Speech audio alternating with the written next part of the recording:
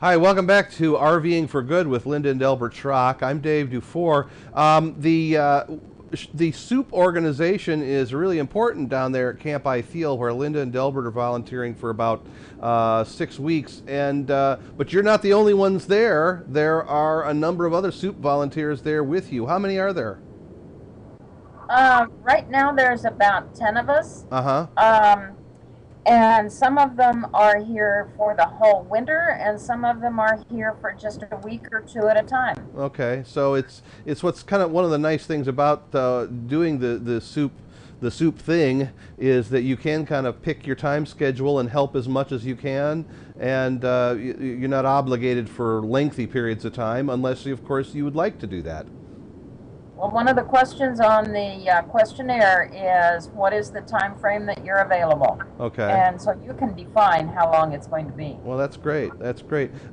First person that, well, you interviewed, you did a number of interviews this week with other SOOP volunteers. First up is Roger Clemens, and let's take a look at what he had to say. Okay, this is Roger, and he's one of the volunteers here. And Roger, how did you get tied into volunteering, and how does it help to have an RV? Well, I think since I retired, really retired back in about 2005, I've loved volunteering. I don't want to sit around and do nothing, so I keep active, and I've done Habitat for Humanity, and I work for a charity, and do a lot of volunteer work at church. So that's why I like to do that. An RV, we did a lot of camping when our children were young, and we liked it a lot. And so we've kind of graduated up from a tent camper, a pop-up camper, to fifth wheel, and so we like that. It's a nice way to pull your house with you, keep your clothes in there, your food, and you got your own refrigerator and everything. So it's just a great way to live and enjoy a nice climate like we have in Florida. How many years have you been volunteering with a camper? This is really the first that we're doing with a camper. Been volunteering for probably about 5 years or so.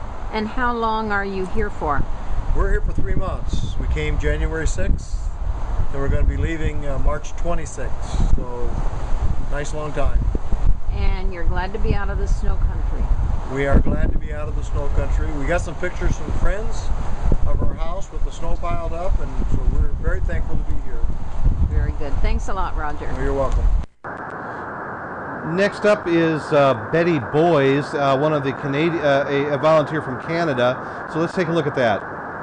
This is Betty. She's from Canada. And Betty, what brought you here, and how does having an RV to live in help you out? Well, we applied through our church, SOOP, Service Opportunities for Older People, and brought up on the internet all the possibilities, and this happened to be a possibility for us that would provide accommodation. We could only go to places that would have accommodation because we do not travel in an RV. We have just a small car. And because we also had a little dog traveling with us, we were limited as to where we could go. So you're staying in the SOOP house here, which is a travel trailer that has been donated to the area. That's right. Okay. Well, thank you, Betty. Well, so you've got kind of it's just a common thread of the folks that enjoy the camp there, of course, because of the RVing experience. That's really kind of part of the enjoyment of it. It sounds like, besides the convenience factor for the camp itself. Yes, it is convenient and also enjoying the RVing. Okay, well, let's look at John Polson, who is another camp volunteer, or Campe Ithiel SOOP volunteer. This is our 4th year that we've been coming here. My wife worked at our Mennonite church in Normal, Illinois, and she knew about SOOP project of going to different places in the United States and Canada, and we chose this one because it's close to our daughter. We have a daughter that lives down here, and we just wanted to go to a warm climate in the wintertime, and this works out well for us.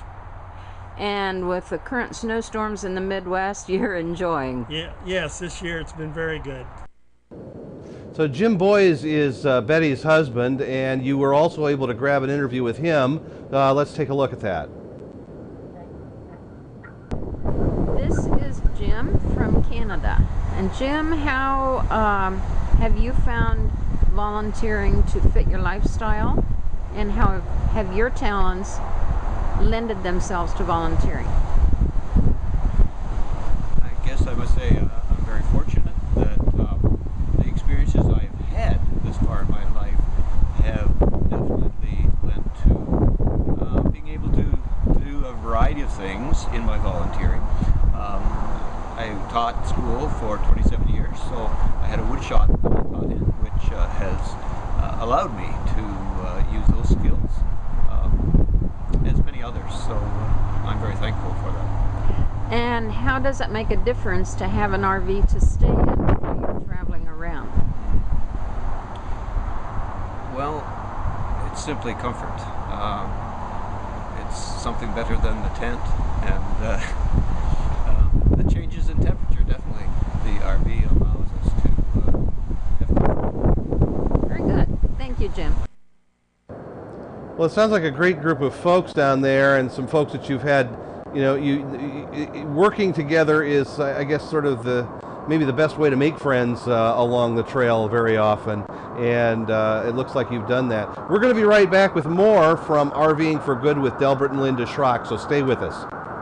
Today's show is brought to you by Angie's List, where you'll find thousands of unbiased reports and reviews about service companies in your area. Whether you're looking for a roofer, plumber, house cleaner, dentist, or even a doctor, Angie's List members share their experiences with each other so that you can choose the service company that's right for your job. Companies can't pay to be on Angie's List, and the reviews come from people just like you who have had experience with the companies mentioned. To find out more, go to RVNN.TV and click on the Angie's List ad.